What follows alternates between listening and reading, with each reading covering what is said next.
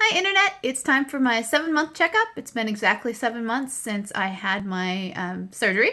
So I'm just checking in, updating you on what's been going on with me and, challenges, anything like that. Um, Things have been moving pretty good. I've been working out almost every single day. Lately, it's been every single day, even if it's just a walk. So that's been really great. I am 79 pounds down from surgery. So that's pretty huge. Today, actually, uh, weighed in at 228. So that's really cool. That's 120 pounds less than my highest weight, which is incredible considering that was just like, a year and a half ago. So that's how fast the things can change. Um, I have a lot of loose skin. I know I've mentioned this in videos before, but it just gets saggier and saggier, and that part's not fun. Like, I'll look good in clothes, but then I'll take off the clothes, and then it's just like squish, which is kind of funny, I guess. But also a little annoying. But I mean, the good news is that some of that can be taken care of with some plastic surgery later on, and I do plan on having some plastic surgery to take off some parts that, like within the belly, it sags so low that it causes rashes, and functionally things don't work well. So that part can be removed and helped. So that's what I plan to do eventually. My surgeon has told me that once I get to a specific BMI between 33 and 30, that's something that I actually can consider. So here's the thing. When a lot of people figure out BMIs, well, first of all, let's talk about BMI. And we know that it's not 100% accurate. You can't just say, well, I'm 5'5", I'm 5'6", this is how much I'm supposed to weigh. It doesn't work that way. Obviously, frame size takes that into account. Plus, if you've been overweight your whole life, which was pretty much my story, your bones are heavier. They have to be because they take on the extra weight that you're carrying around. So, when you do like a full body analysis that some places have you do, you kind of learn what your ideal weight is. Well, my goal weight for my surgeon is about 180. And that's fine with me. To be perfectly honest, I never thought I'd ever get down this low. So 180 is brilliant. If I can get lower than that, that's great. But I'm not gonna push it. I could be very comfortable with that. I have sturdy, big bones. That's just truth. Kind of a stockier build. That's just how I am. I have extra fat. Yes, I'm working on it. But that plays a role. So you can't just look at it and say, wow, it says I'm 5'3" and I should be 115. Not necessarily. There's a lot of range as far as healthy is concerned. So that's my goal, at least as far as my surgeon's goal. By the time I hit 200, 195, which could be within, just a handful of months, which is amazing. I could be at the point where my doctor gives the okay for plastic surgery. So I guess we'll see. Obviously, I'll keep everybody updated.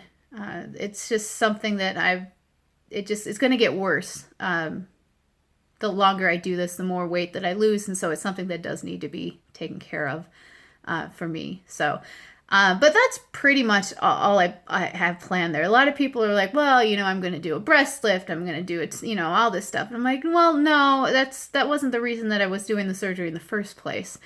I had never really, really cared about that so much, but carrying around extra skin and even extra fat that's just not going to go away is something that's really uncomfortable, and it can get gross. So that's me being really honest with you. Well, I guess I'm kind of honest to a fault anyway. So that's the truth. So, maybe in 5-6 months that could happen. Maybe in 9 months, I don't know. But that's kind of what we're looking toward. Like I said, I've been working out. I've been making it up to running 45 minutes at a time, which is crazy. I don't try to push myself too hard because I end up hurting my hip.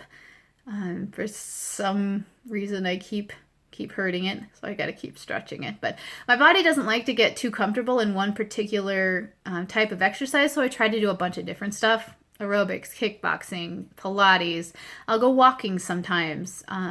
Obviously running, yes. Running outside, running inside. There's a big difference. When you're running out on the highways and there's humidity and there's elevation, I mean, there's all this stuff that you don't have when you're running in an indoor track. I don't run on a treadmill. I don't like it. But I do run on an indoor track, and there's a little bit of bounce there, but it's cooler air. And so you don't have to deal with the humidity or the elevation. Everything is pretty temperature controlled. When you're outside, that's a totally different ball game.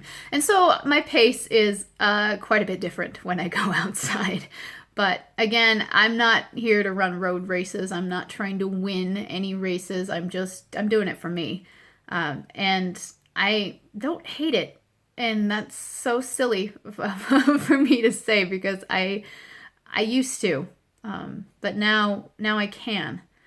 And I can learn to not hate it. It's not my favorite thing, obviously, but I don't hate it. And I actually kind of get encouraged by the results, and I can do this. So my app that I'm using, the 10K trainer, is actually pushing me to run an hour straight. So we'll see. I'm not sure that that's going to happen, but I guess you never know. I'll work my way up there. I'm almost there, really, just a couple of weeks. Now I'm babbling, I'm sorry. As far as calories are concerned, I get about 600 calories a day. That's not a lot. 600 to 800 is my surgeon's goal. I found that I seem to do better when it's closer to 6, even less than 6 sometimes, but between 6 and 7 at the very least. I don't feel hungry. I get my protein. I'm not starving myself because I get the amount of food that I need. So please don't think that it's some kind of starvation. It's not. That's what I need to eat. I eat a lot of protein. I eat a lot of cheeses and chicken and, cashy protein cereal, things like that.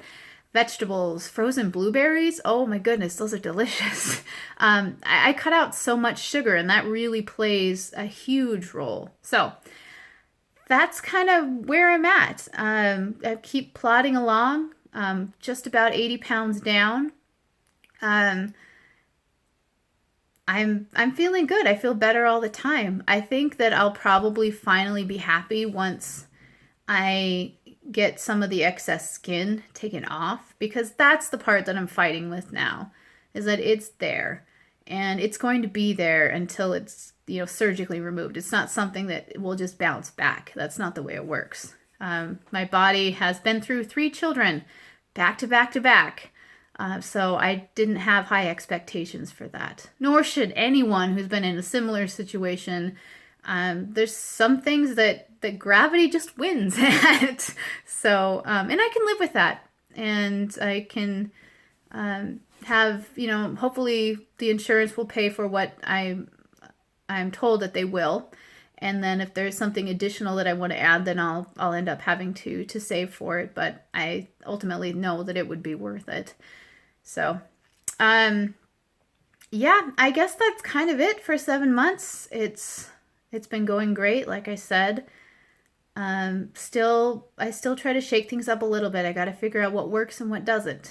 So, it's not an easy thing necessarily. I haven't found my comfort zone yet, but I'm almost there. And so you just gotta keep on keeping on. And ideally, I've been losing between 10 and 12 pounds a month. So lately it's been about 3 or so pounds a week, which is great.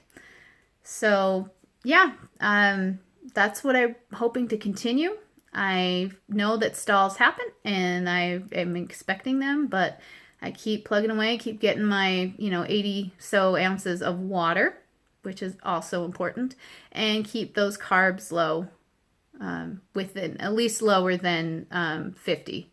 I try to keep it around 30 to 40. which seems to work for me. So anyway, that's my checkup. I'll check up again in another month and see where we're at. And my next surgeon checkup is until the beginning of September, so I have about a month and a half or so before I check in with him. And then I guess I'll update you then too. See you later. Feel free to ask me any questions. I'm here to help.